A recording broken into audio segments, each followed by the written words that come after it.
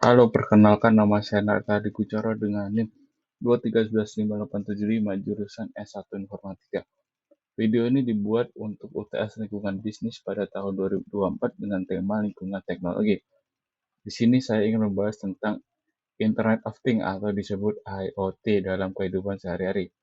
Sebagai seorang mahasiswa informatika, sudah sewajarnya saya tertarik tentang perkembangan teknologi, apalagi di bidang IoT yang sudah menjadi bagian dari keseharian manusia saat ini. Jadi eh, apa saja IoT dalam kehidupan sehari-hari? Mari kita bahas di slide berikutnya. Pertama ada bagian pendahuluan terlebih dahulu agar teman-teman lebih memahami apa itu IoT. Jadi definisi IoT adalah jaringan perangkat fisik yang terhubung ke internet untuk mengumpulkan dan berbagi data. Relevansi IoT, pentingnya IoT dalam kehidupan sehari-hari untuk meningkatkan efisiensi dan kenyamanan. Kemudian ada komponen-komponen IoT. Ada Ini hanya ada aku memasukkan beberapa saja. Yang pertama ada perangkat IoT, ada sensor, aktuator, dan perangkat pintar. Kemudian kalau di konektivitas ada Wi-Fi, Bluetooth, Zigbee, dan jaringan seluler.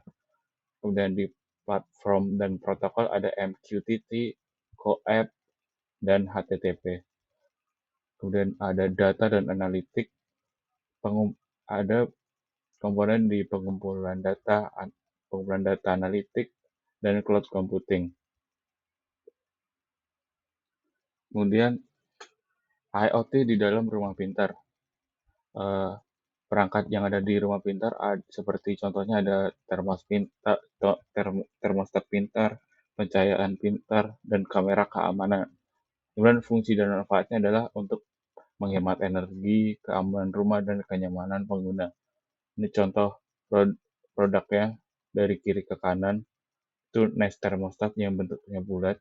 Kemudian ada Philips Hue, dan kemudian ada Ring Doorbell. Kemudian IoT dalam kesehatan. Perangkat kesehatan terhubung ada seperti monitor detak jantung, glukometer, dan alat pemantau tidur. Kemudian manfaat bagi kesehatan yaitu pemantauan kesehatan secara real time, diagnosis dini, dan manajemen penyakit kronis. Contoh produknya ada Fitbit, Apple Watch, dan Dexcom G6. Kemudian ada IoT dalam transportasi. Kemudian di kendaraan yang terhubung ada mobil pintar, sistem navigasi, dan pelacakan armada. Manfaat IoT dalam transportasi adalah efisiensi bahan bakar, keselamatan, dan manajemen lalu lintas. Contoh teknologi yang saat ini uh, sedang naik daun ada Tesla Autopilot, kemudian sistem manajemen armada, dan aplikasi ride sharing. Kemudian IoT dalam industri. Uh, Dalam manufaktur pintar ada otomatisasi pemeliharaan prediktif dan manajemen inventaris. Manfaatnya di industri adalah peningkatan produktivitas, pengurangan downtime, dan optimalisasi proses.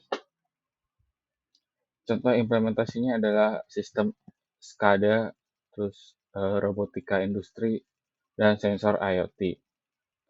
Kemudian IoT dalam pertanian. Teknologi pertanian pintar ada sensor tanah, sistem irigasi pintar, dan drone pertanian. Manfaat di bidang pertanian adalah meningkatkan hasil panen, efisiensi penggunaan air, dan pemantauan kondisi tanaman. Contoh implementasinya adalah John Deere Precision Farming dan sistem irigasi otomatis. Kemudian tantangan dan solusi IoT. Tantangannya adalah keamanan data, privacy, interoperabilitas, dan kompleksitas implementasi. Solusinya adalah standar keamanan, kemudian ada regulasi baru tentang privacy, platform platform IoT terpadu, dan pelatihan dan edukasi. Masa depan IoT. Tren masa depan sekarang adalah AI dan IoT yang saat ini sedang trending juga. 5G yang saat ini sudah ada, edge computing, dan smart city atau kota pintar. Potensi perkembangan yang ada di IoT ada peningkatan adopsi, inovasi baru, integrasi lebih luas di berbagai sektor. Kesimpulannya adalah IoT akan terus berkembang dan menjadi bagian integral dari kehidupan kita. Itu saja video dari saya tentang IoT dalam kehidupan sehari-hari. Terima kasih yang sudah menonton. Kalau ada salah kata dan perbuatan, dan juga video ini hanya dibuat untuk tugas saja, jadi tidak ada riset lebih lanjut. Mohon maaf.